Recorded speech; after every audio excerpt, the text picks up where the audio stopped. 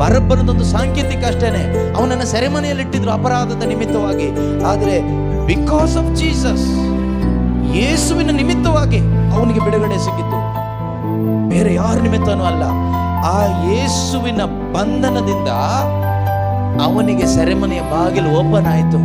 ಅವನು ಸೆರೆಮನೆಯಿಂದ ಸ್ವತಂತ್ರನಾಗಿ ಹೊರಗೆ ಬಂದ. ಅದಕ್ಕೆ ಅವನು ಕೊಟ್ಟ ಬೆಲೆ ಎಷ್ಟು? 1 ರೂಪಾಯಿನೂ ಕೊಟ್ಟು. ಎಷ್ಟು ಉಪವಾಸ ಮಾಡಿದ? ಉಪವಾಸ ಮಾಡಿಲ್ಲ. ಏನು ಪ್ರಾರ್ಥನೆ ಮಾಡಿದ? ಏನು ಪ್ರಾರ್ಥನೆ ಮಾಡಿಲ್ಲ. ಅವನ ಹತ್ರ ಏನೂ ಇಲ್ಲ. ಅವನ ಪುಣ್ಯ ಕಾರ್ಯಗಳು ಯಾವುದೂ ಇಲ್ಲ. ಅವನ ಸತ್ಕಾರ್ಯಗಳು ಯಾವುದೂ ಇಲ್ಲ. Nothing was there. ಅವನ ಅಕೌಂಟಲ್ಲಿ ಇದ್ದಿದ್ದು ಕೆಟ್ಟದ್ದು ಮಾತ್ರ, ಪಾಪ ಮಾತ್ರ, ಅಶುದ್ಧತೆ ಮಾತ್ರ, ಹೊಲಸು ಮಾತ್ರ, ಮೋಸ, ಅನ್ಯಾಯ ಮಾತ್ರನೇ ಅವನಲ್ಲಿ ಇದ್ದಿದ್ದು. ಬರಬ್ಬನಲ್ಲಿ ಇದ್ದಿದ್ದು, ಬರಬ್ಬನ ಅಕೌಂಟಲ್ಲಿ ಇದ್ದಿದ್ದು, ನನ್ನ ಅಕೌಂಟಲ್ಲಿ ಇದ್ದಿದ್ದು. ಆದರೆ ಪ್ರೀತಿಯ ಸಹೋದರ ಸಹೋದರಿಯರೇ, ದೇವರು ಪಾಪಿಯಾಗಿದ್ದ ನನ್ನನ್ನು ಎಷ್ಟಾಗಿ ಪ್ರೀತಿಸಿದ್ರು ಅಂದರೆ ಅದನ್ನ ಪ್ರೂವ್ ಮಾಡ್ಲಿಕ್ಕೋಸ್ಕರ ನನಗೋಸ್ಕರ ಈ ಅಪರಾಧಿಯ ಸ್ಥಾನವನ್ನ, ಬರಬ್ಬನ ಸ್ಥಾನವನ್ನ ಯೇಸು ತೆಗೆದುಕೊಳ್ತಾರೆ.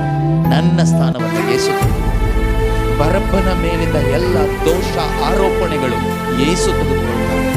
ವಾಕ್ಯ ಹೇಳ್ತದೆ, ನಮ್ಮ ಮೇಲೆ ಎರಗಿದ ಎಲ್ಲ ದೋಷ ಆರೋಪಣೆಗಳನ್ನು ಅವನು ತನ್ನ ಮೇಲೆ ವಹಿಸಿಕೊಂಡನು.